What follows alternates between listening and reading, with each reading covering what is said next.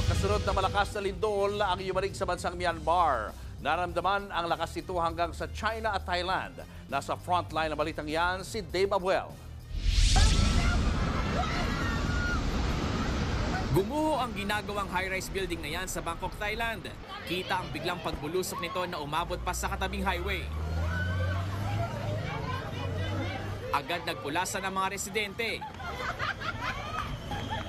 Pinalot ng makapal na alikabok ang kalsada. Pero 43 construction worker ng ginagawang gusali ang natabunan.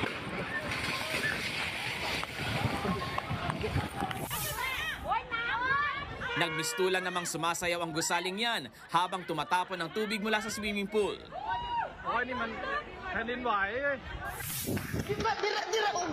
Ganyan kalakas ang pagyanig na naramdaman sa bansa. Kaya ang Pinoy na si Benz Boston at kanyang mga kasama, kanya-kanyang takbo palabas ng kanilang condo unit. Gumuho ang iconic Old Sagaing Bridge ng Myanmar dahil din sa parehong lindol. Yan pa naman ang tulay na nagdurugtong sa dalawang rehiyon doon. Bumagsak din ang residential building na yan. Habang ang mga motorista natumba sa pagyanig, ang ilan naman napatigil sa gitna ng kalsada. Ayon sa US Geological Survey o USGS, nasa Sagaing Myanmar ang epicenter ng nasabing lindol.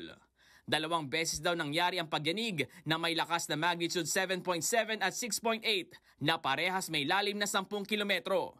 Dahil sa lakas niyan, naramdaman ito sa katabing bansa na Thailand. Damay rin sa pagyanig ang border ng China at Myanmar na Yunnan. Sa CCTV na ito, kitang nagmamadali ang mga mamimili sa isang mall. Maya-maya, bumagsak ang debris mula sa isang gusali.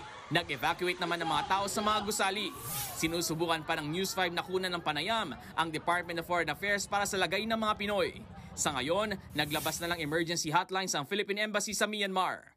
Nagbabalita mula sa Frontline, Dave Abuel, News 5. Mga kapatid, Julius Babaw po. Iba na ang may alam at may pakialam sa panahon ngayon. Para sa frontline ng mga balita, mag-follow at mag-subscribe sa social media pages ng News 5.